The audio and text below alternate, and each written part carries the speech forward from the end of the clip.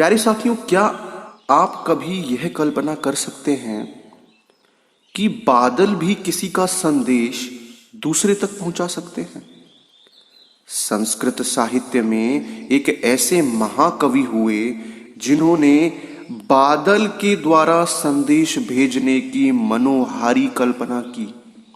वे हैं संस्कृत के महान कवि कालिदास। कालिदास कौन थे? उनके माता पिता का क्या नाम था? उनका जन्म कहाँ हुआ? इस बारे में कुछ ज्ञात नहीं है।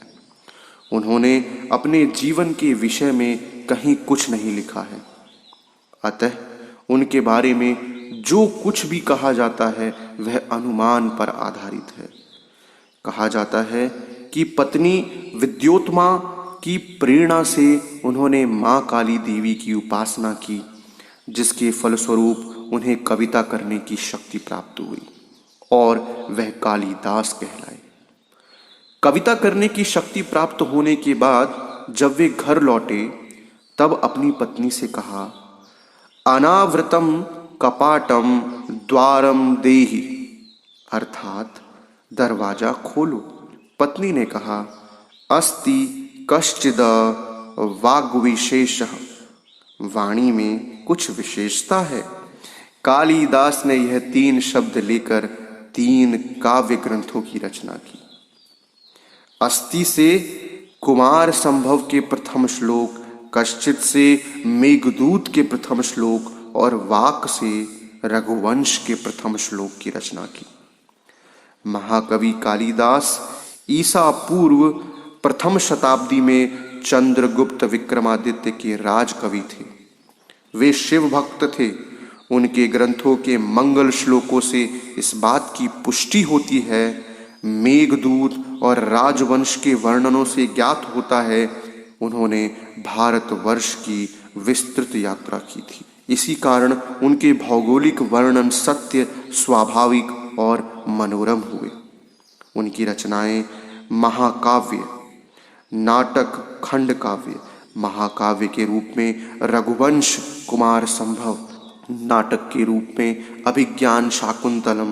महाकवि कालिदास के ग्रंथों के अध्ययन से यह ज्ञात होता है कि उन्होंने वेदों, उपनिषदों, दर्शनों, रामायण, महाभारत, गीता, पुराणों, शास्त्रीय संगीत, ज्योतिष, व्याकरण एवं छंद शास्त्र आदि का गहन अध्ययन किया था। महाकवि कालिदास अपनी रचनाओं के कारण संपूर्ण विश्व में प्रसिद्ध हैं। उनके कवि हृदय में भारतीय संस्कृति के प्रति लगाव था। अभिज्ञान शाकुंतलम में शकुंतला की विदा बेली पर महर्षि कण्व द्वारा दिया गया उपदेश आज भी भारतीय समाज के लिए एक संदेश है। अपने गुरुजनों की सेवा करना, क्रोध के आवेश में प्रतिकूल आचरण ना करना, अपने आश्रितों पर उदार रहना, अपने ऐश्वर्य पर अभिमान ना करना, इस प्रकार आचरण करने वाली स्त्रियां गृह लक्ष्मी के पद को प्राप्त करती हैं। यह अभिज्ञान शाकुंतलम का हिस्सा है। महाकवि कालिदास का प्रकृति के साथ घनिष्ठ संबंध रहा है। वे प्रकृति को सजीव और मानवीय भावनाओं से परिपूर्ण मानते थे। उनके अनुसार मानव के समान वे भी सुख दुख का अनुभव करती हैं। शकुंतला की विदाई बेला पर आश्रम के पशु पक्षी भी व्याकुल हो जाते हैं। हिरणी कोमल कुश खाना छोड़ देती है, मोर नाचना बंद कर देते हैं और लताएं अपने पीले पत्ते गिराकर मानो अपनी प्रिय सखी के वियोग में अश्रुपात करने लगती है। यह हिस्सा भी अभिज्ञान शाकुंतलम से लिया गया है। कालिदास अपनी उपमाओं के लिए भी संसार में प्रसिद्ध हैं। उनकी उपमाएं अत्यंत मनोरम हैं और सर्वश्रेष्ठ मानी जाती हैं।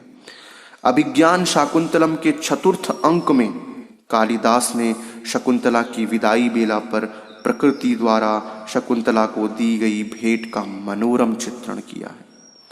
किसी वृक्ष ने चंद्रमा के तुल्य श्वेत मांगलिक रेशमी वस्त्र दिया, किसी ने पैरों को रंगने योग्य आलता महावर प्रकट किया, अन्य वृक्षों ने कलाई तक उठे हुए सुंदर किसलियों अर्थात कोपलों की प्रतिस्पर्धा करने वाले वन देवता के करतलों से आभूषण दिए।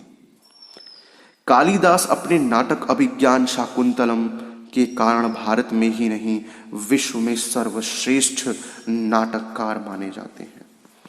भारतीय समालोचकों ने कालिदास का अभिज्ञान शाकुंतलम नाटक सभी नाटकों में सर्वश्रेष्ठ बताया है। काव्येषु नाटकम रम्यम तत्र रम्या शकुंतला। संसार की सभी भाषाओं में कालिदास की इस रचना का अनुवाद है। जर्मनी के प्रसिद्ध विद्वान गेटे अभिज्ञान शाकुंतलम नाटक को पढ़कर भाव विभोर हो उठे और कहा, यदि स्वर्गलोक और मर्त्यलोक को एक ही स्थान पर देखना हो तो मेरे मुंह से सहसा एक ही नाम निकल पड़ता है, शकुंतला। महाकवि कालिदास को भारत का शेक्सपियर भी कहा जाता है।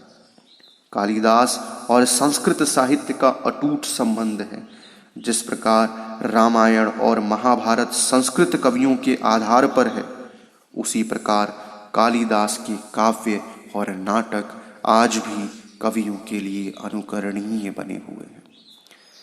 तो प्यारे साथियों, इस कहानी में इतना ही। मिलते हैं फिर एक और नई एवं शानदार कहानी के साथ। तब तक के लिए धन्यवाद।